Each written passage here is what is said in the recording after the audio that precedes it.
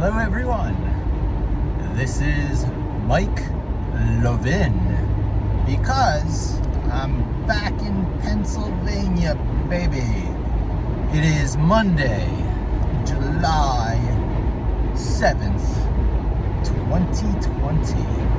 I have not made many videos this year. As it so happens, I make my YouTube videos when I have downtime that I have to fill in. I spent many years making videos while I was walking the dog or on my commute in and out of New York City every day. And there's always some stretch where I'm like, hey, I can take out a camera and say a few words, because there's always things on the top of my mind that I'm ready to talk about. Usually tech-oriented, usually career navigation, making sure that I'm not going obsolete in a young man's game, which, for many years has been search engine optimization, helping determine what comes up when you plug in terms and you perform searches and ask questions of Google. And I really am still that, but I've always been a little bit more than a technical SEO. I made a Web 2.0 application called Hittail that helped people expand their websites strategically so that they could step into the traffic that they were right on the edge of getting, that they had the propensity to receive if only they could read the tea leaves of their log files and search referrers a little bit better. It was really a science, and then Google did the not provided, going to the HTTPS protocol, and part of that is the stopping of sending along the keyword data in the easily read referrer variable of the HTTP request in the header. So right off the bat, I got myself technical enough to understand the internet and the web at a fairly high abstract level, and the various layers and transport protocols. And that allowed me to be a very effective, way back in the day, webmaster. And then over the past decade or so, SEO, or search engine optimizer. However, with the ever-evolving and growing and changing world of tech, this 15-year anomaly of Google using things like PageRank and title tags as their key indicators of what should come up on what terms when you perform a search, they're finally doing a lot of other stuff. I would never go so far as to say they've abandoned the underpinnings. PageRank, while not a ranking criterion, I don't want to get into the minutia here, it's the scaffolding that's holding up the rest of the structure. And while we're going over to other systems that people will slap the labels machine learning on, there's going to be a heck of a lot of redundancy between old and new systems. It's just the way techs work. That way you can, dial up and dial down the proportion of, which system is prevalent. And it's like the cooking the frog metaphor. By changing the temperature by small degrees, before you know it, the frog is cooked. And I gotta change my metaphors, because we have a lot of terrible ones in the English language. And so that brings me to my sense of priorities and what I'm doing these days, why this video, what downtime I'm filling in, what I'm going to be talking about, what I'm doing right here in the now with family and professional, and where I plan to be going. Because I, my friends, am 49 years old, and it just whoosh, before I knew it, it snuck up on me, and I'll be 50 years old this August. And when I moved to New York in 2006, I got a pair of cats.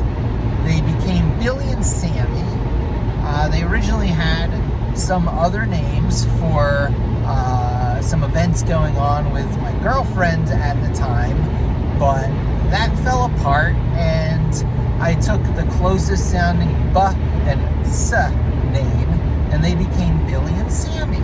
And they were truly my constant companions over the past, let's say, 15 years that I've been in New York City, close to 15. Close to 15. As I'm turning 50, it will have been 15 years in New York City, and they say it takes about 10 years to become a real New Yorker.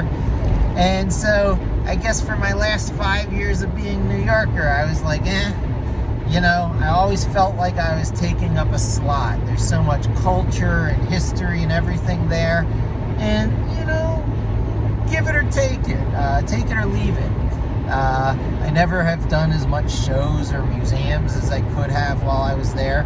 And basically, I am just a happy person. I don't go out seeking that much external stimulation, because give me a book and some quiet time and I am as happy as it gets. So this has kept me from more travel and more thrill-seeking, and I would even say probably initiative in life, because I have at times grabbed for the brass ring or the gold ring and tried to go for it, which is a metaphor from the old-fashioned merry-go-rounds where they would reach out and try to grab brass rings for a free ride. And that's another one of those things from our past that somehow became part of our language, but will probably never be seen again in this age of social distancing that is upon us. So I haven't really produced that many videos this year. My last one was this kind of zooming out from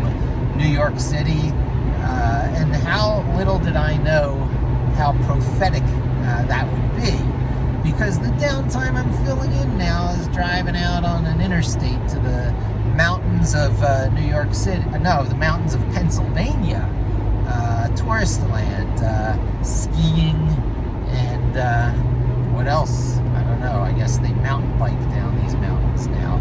And I'm kind of home. I mean, I wouldn't call it really home, but I grew up in the burbs of Philly, Lafayette Hill, named after General Lafayette, who many more people know about now that Hamilton has come to Disney Plus. So I grew up in a little neighborhood in the suburbs of Philadelphia, known as Lafayette Hill, singular Lafayette Hill. A lot of people say hills, but it's not. It's just one hill. And it's part of where Lafayette, General Lafayette, marched as part of one of the campaigns. And I probably should know more about that, so I can just take my kid there and show her around and relate it back to Hamilton, which I'm certainly going to get her to watch now, which is starting to tie together a number of these different diverse things bouncing around in my mind. First of all, I was working from home a lot before lockdown occurred, due to the generosity of my boss and the type of organization I work for, and the fact that I moved to Staten Island after my divorce to be closer to my kid. And I had her for weekends, but being 10 minutes away makes it a lot closer. I could stop by and see her. I would sometimes take her out after work, and that became a bit easier as I was working from home more and more often. So some of the things that were on my mind is that if that is true, if I have more time available for her with this work from home situation that I managed to carve out for myself, which only became all the more so since COVID and lockdown, that I ought to spend a lot more time with my kid. I'm naturally a homebody. We don't go out and do a lot of things over the weekend, certainly not recently, but I tried to alternate one of the weekend days out and one of the weekend days at home, because Addie too is just as readily a homebody as I am. Now that doesn't make you more worldly and cultured and get you out to museums and see beautiful sights, especially in the world-class everything we lived near in New York City. But having moved to Staten Island, I was getting many of the disadvantages of the suburbs without the advantages of New York City, especially since ever since lockdown, I've been working at home full-time, and when we go back, I am fairly certain I'm going to be able to do a day a week. So my commuting distance that I was willing to do suddenly, quadrupled or whatever, much, much larger than that, at times 10 but interestingly enough, commuting in on this drive from the mountains of Pennsylvania, the Poconos. I live in the Poconos, okay? So I'm going from Mike Levin, SEO in NYC, to Mike Lovin, Pocono Pythonista. Pocono Pythonista, I suppose, will be my new moniker. And this is that drive. And the drive into the city to where I work, same commuting time as I was getting doing the ferry and the train. So connection, and having to make those connections exactly right, where you have to wait 15 minutes or even a half hour for the next ferry. Those days are over. I'm in control of my own,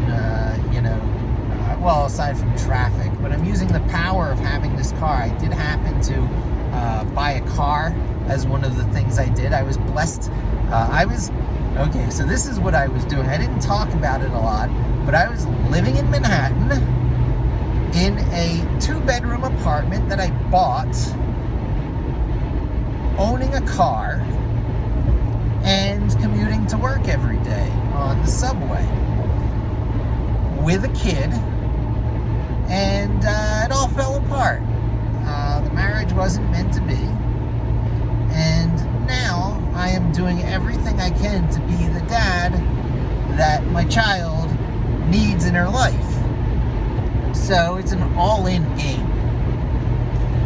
And I went after that marriage, I went to a little place called Irby, a great big complex, a luxury apartment living complex in Staten Island that was a lot like living in a hotel.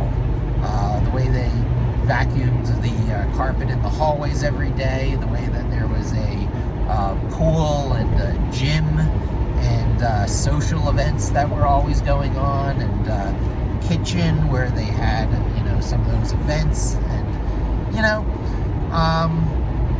having been members of different things like co-ops and stuff in the past, it was generally along the lines of the amenities of a really nice co-op. However, it was just a rental, and you got a lot of that really nice amenity stuff. And the only downside, I was crammed into a tiny little studio apartment. At first, it was just me and my daughter on the weekends. And so I gave her the big side, and I took the little side, and I put all these stuffed foam letters on the wall that they use for birthdays and stuff. Fortress of Attitude. And I decked it out with all this incredibly cool lighting and beanbag chairs, and I made a desk for myself in there so I could share the space with her during the day. Then it was hers at night, and I took this smaller, area. It was a studio, but it had a general C shape wrapped around the bathroom. One side of the C shape was the bigger room, facing these huge, beautiful windows, beautiful lighting. You could see New York Harbor. You could see boats going by. You couldn't see the city, though. It didn't have that view, although people in the complex do have that view. And on the other side, there was no windows, just enough room for a queen-size bed with no end tables, and much worse lighting. And I started out over there because I was like, yeah, Addie, come over, go to the Fortress of Attitude. And then I met Natalie, fell in love, got married. She moved into the studio with me. Now it was the two of us always and the three of us on weekends. And at first, it was plus 3 cats because it wasn't just Billy and Sammy who I told you about, but I have a third cat. I have a cat named Charlie because Billy and Sammy have passed. The cats who have been with me for my 14 plus, nearly 15-year stint in New York City have both recently passed. One got diabetes initially, and while I took Addie to California to go to VidCon 2018 in Anaheim and Disneyland, this is the person I found to cat sit my cats, which was no small deal. I needed to find a very responsible person because they had to give the diabetic shots to Sammy. Sammy became diabetic. Great big cat. He was the yang of the yin and yang. That was Billy and Sammy. Sammy was the more masculine, green arrow, vocal alpha, and Billy was the more gentle, moody, always confident yin spirit.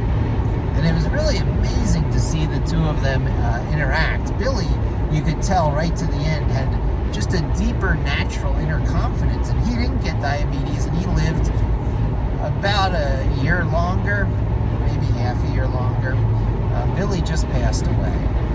Sammy passed away Hanukkah last year, so over a year ago. And so it's now, it got down to be just the four of us, me, Natalie, my daughter on the weekends, and Charlie in this studio apartment. I had taken a 3rd-year lease because I thought I had to. I should have really gone month to month. But I was not in a position to move when my 2-year lease with Irby was up.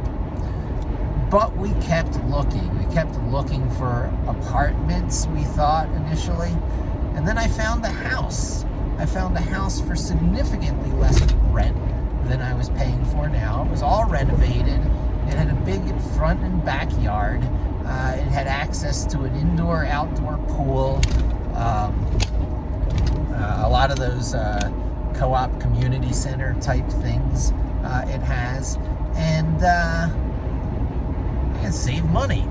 And the commute, as it turns out, is about the same as the whole ferry and subway combo of living in Staten Island. There's also the express bus, but all these things have all these gotchas, which, you know, if it's going to be only one day a week, you might as well do the commuting drive. I'd like to have my face-to-face. I'm going to like to see my coworkers again. I really love where I live. I mean, I love where I work. I say live, there's a Freudian slip. And only recently in my life have I been, valuing the balance that I've really mostly had all through my married life. I've always tried to wind things down by 6 o'clock, put in an efficient workday, and give my family the time they deserve. Now I'm adjusting to the new reality just along with everyone else, and I can give my daughter a lot more of the time she deserves, and I'm certainly doing that this summer, giving her as much time with me as she wants and can get. And I'm going to pick her up now in the middle of the week.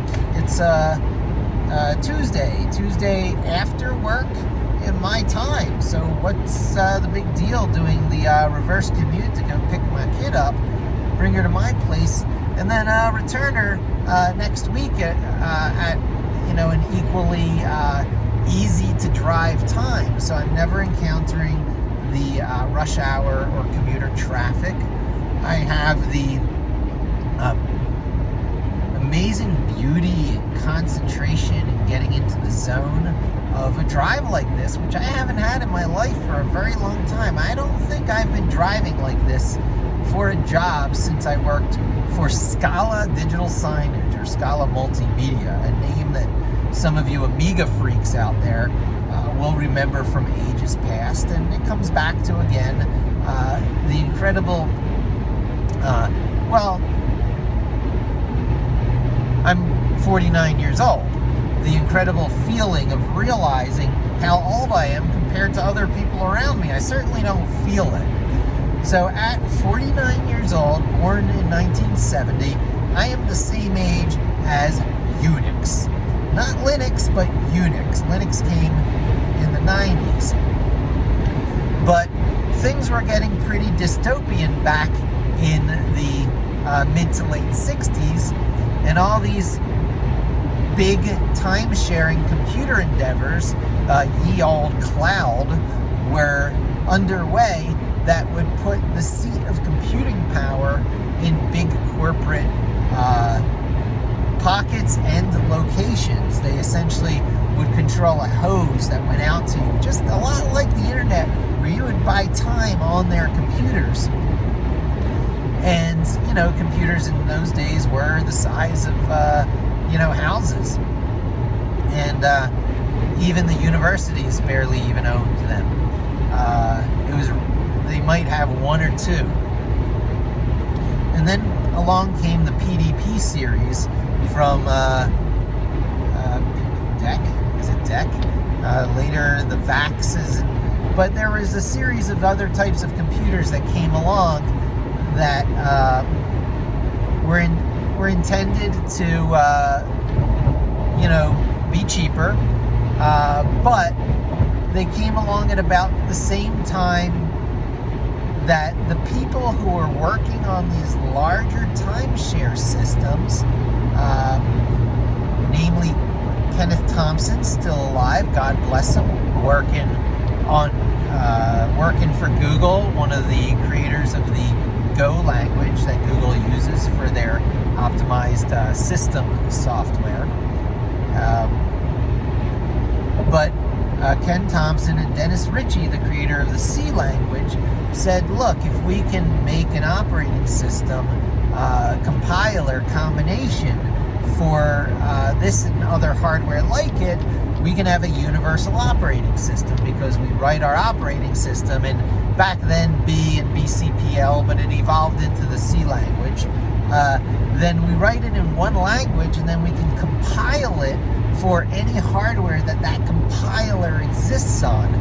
And that was the birth of the information age revolution. That is what evaded a dystopian future ruled by AT&T, Honeywell, and General Electric, where we bought our computing time in slices from lordly computers that were kept in the far, far away. These PDP-11s, merely refrigerator-sized computers, and other PDP models started popping up here and there, running this new Unix operating system that got out from AT&T, where it was developed by Ken Thompson on the side through the Berkeley leak, because they would go out there and at user group meetings, they would allow this code to get out. And those were the early versions of BSD Unix, that all the legal stuff, the legal entanglements that in some form or another even exist to today, were around. And it would have been a much bigger deal had Linus Torvalds not come around and said, oh, Unix, I can do that, but I'll call it Linux, and create this wonderful open source free software spirit around it by using one of the GNU licenses. And GNU is an attempt to port Unix to cheap hardware without it being SCO Linux or Berkeley Linux at all. No Novell Linux, whatever you want to call it. There was a legacy that came right from AT&T and Berkeley before FreeBSD that broke that direct legacy connection of code being passed down and down, being copied, and therefore copyright and legally protected. So first came AT&T Unix, then came Berkeley Unix, then came Linux saying it's free, y'all. You don't need ivory tower, centrally administrated Unix. All you need is compatible commands, which gets to an interesting thing in that all this Linux that most people know these days isn't really Linux. They know a graphical desktop like GNOME, Ubuntu, customized GNOME desktop for Linux. All Linux is what gets the hardware going in the first place and gets you to a command line interface that can't do very much without commands. So those type-in commands are another part of Linux, which is GNU Linux. Getting a system running with just enough to do the type-in commands is either Unix or GNU Linux. And GNU Linux is before there's any graphical desktop put on there. And it's what a lot of the servers out there that really run things are doing, because all that extra computing resources for a desktop, why, if no one's ever going to operate a desktop on that piece of equipment? And hence then all these stripped down embedded versions of Unix and Linux that are in all sorts of things, right down to, our phones we use. There's got to be something to get the hardware going, and that's always these days either a Unix or a Linux kernel, they call it. There's a lot of microkernels out there, and there's a few proprietary things left out there, but it's almost insane that anyone would do that, because then you need all this education just to get to the starting point of being productive. So that gets to what I really want to do. So what I'm doing today now is just general technology plumbing work.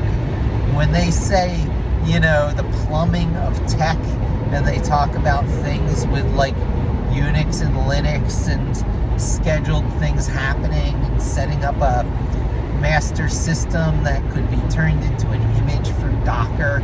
I do all those things inside the Docker image. I don't need Docker. Now, I don't use Docker.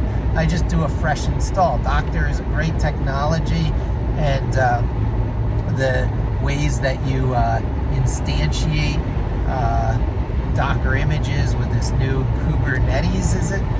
There's a whole bunch of neat stuff, but that is the next level of simplification for IT people who don't even want to know necessarily the details of the implementation. They want a signed, verified image that they can instantiate and get running as many times in as many places and in as many contexts as they need to for their request. Back in the old days, you built systems from scratch. First you'd buy the hardware components, then you'd put it together, then you'd get a disk image. I guess you could install from scratch from operating system disks. Then you'd install the applications and you'd build it up, and then you'd put the custom software on it that made things start to happen automatically when the hardware turned on. And those things had too many fragile things, too much brittleness, too much stuff that could go wrong. So the concept of virtual machines came along. It's not a new thing. The trick that gets Unix onto all different hardware is arguably a virtual machine trick, with originally B and BCPL and then C providing a kind of virtual machine trick, if not technically the virtual machine as we know it today, but similar enough so that just goes way, way back. And there was a time with VMware where everyone got in VirtualBox, where everyone got super infatuated with virtual machines. But they had terrible overhead because first you had to run a host operating system, then you had to run everything required for your sub operating systems, and if you had two of them running at you're dead in the water. And there were layers. There were attempts to make the virtualization efficient, but extra steps are extra steps, extra overhead or extra overhead. And then someone had the brilliant idea that all this time we've always been able to do a trick in Unix and Linux called CH rooting. You just throw a pointer over here and say, that's my new system. Just look over here for everything you need. And so someone said we can do that with individual files, call them containers, call this branded version of it Dockers, and change the world. But it's always the same. All the same core concepts have been there from almost day one with this stuff. And there's been attempts to improve this. Unix got so much right. Linux copied so much that Unix got right. But Bell Labs tried again with Bell 9, I think it was. But there's been attempts at even better purity, better, more perfect systems. I started out really computing on the Amiga computer, which, as all you Amiga freaks out there know, it was something special. It was a fine-tuned piece of equipment and a real sign of its times because it could do miraculous things for its day that made Mac and PC people completely envious and deny that the Amiga was a computer. And these mental things, it wasn't compatible. The things that did video so well, it could hook to TVs, weren't real computers. Animation and video wasn't real requirements for computers. And all these convolutions of the mind that Mac and PC people made to put down the Amiga until they were able to do all those same tricks and the Amiga went obsolete because the Amiga was too tightly coupled to the technology of the day and used too many tricks that were not planned for growth but were planned for wholesale replacement. But Commodore, which took over the Amiga computer from the ex-Atari engineers and their recruited software people who are still out there. RJ Michael, I'm still in touch with the guy who did the Amiga low-level operating system, software side, Intuition, and Dale Luck. And I've just been so privileged to know these people. However, they did make something for a fragile snapshot in time that group would have loved to have thrown away completely and replaced it with next generation stuff. But this company, Amiga, ran out of money, got in a war between Atari and Commodore to acquire it. Commodore acquired it, but they became fairly poor stewards of the technology, with a few exceptions like Dave Haney and the Zorro ports. The Amiga has been a big me too from the Commodore engineering group, who never had the courage to just do what the original Amiga developers did, which was to was to take the next big step, make something that was an amazing technical accomplishment for the time, but to not get too bogged down by future think. It's a scrap and rebuild approach that I have taken close to my heart in what I do in tech. Okay, so we're quite a bit into this video. I'll try and pull this whole thing together and bring it home. I want to spend as much time with my kid as I can because I love her to death and she needs more exposure to me, and she needs to nurture her kind, gentle side and her incredible capacity to understand things deeply. It's what I got. And in the eternal question of the walrus versus the carpenter, read Alice in Wonderland, pay attention to the poem The Walrus and the Carpenter. That might be in book 2. That's recited by Tweedledum and Tweedledee, I think, so that might make it book 2. Anyway, get to know The Walrus and the Carpenter. Even the Disney rendition on the Alice in Wonderland movie is not bad, but there are infinite different vibes in this world, ways people can be, essential inner natures, if you will, that I believe a lot of it comes with you at birth with your 23 genes, your 22 gene pairs, and that one for the mitochondria. And that is the spin of the dice. That's the random roll. That's the only thing that's set in a unalterable way about your hardware, because we know a lot can alter your hardware as you grow up. The process of bifurcation as your cells divide, well, copying isn't always perfect, so there's variation right there. Mutation and evolution and even shaping yourself as a creature is always occurring. It's why we're so drawn to, body alteration in addition to expression and, control.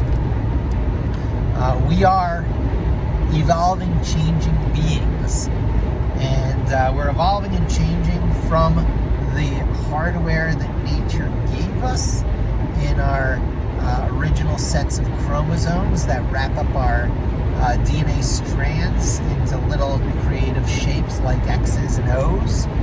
X's and Y's and O's are bundles of cable. The cable being the DNA strands, with double helixes being a uniquely resisted, with twisted pair, the twisted pair shape in nature being a just naturally resistant to information loss structure for whatever reason. The laws of nature mean that twisted pair DNA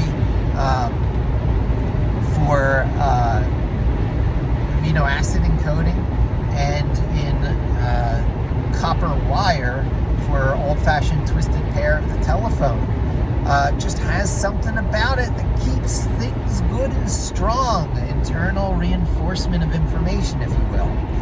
However, if you strip those two strands apart, you got mirror image RNA strands, which do things, which are chemically very active, which do the protein folding trick, which is the factories of building things in life, starting with stuff such as cell walls, so that the DNA and the chromosomes aren't just floating around in a soup, but they got a little bit of protection. So I'm gonna, with my videos, talk about just how life is, because going from that original, primordial ocean to something that could replicate itself, and then something that had a lot of attributes of life, and then stuff that had cell walls, and then stuff that burned oxygen for fuel as opposed to absorbing it out of the sun through chlorophyll, and the role that mitochondria plays today in that, and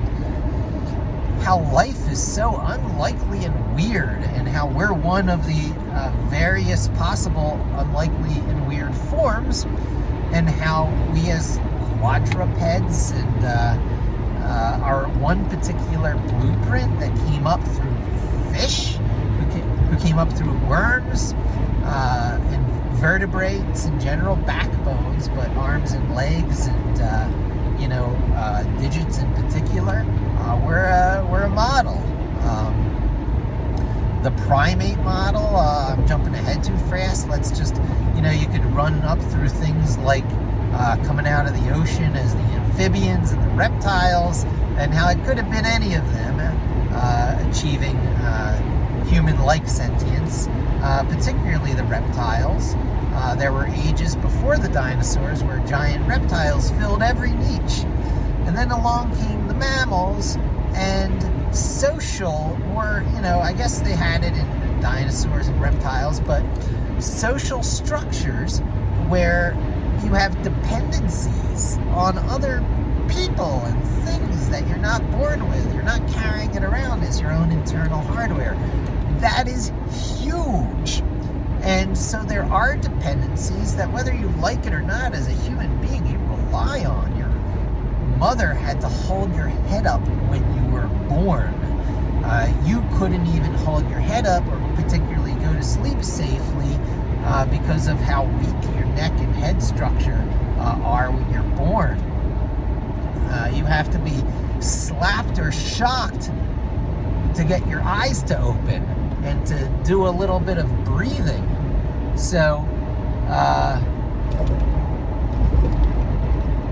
I did my turn wrong. I stopped paying attention for a moment and did not stay on my road. So I'm going to have to wrap this up quick. But I know that I'm going to have to go this way to get back onto my highway.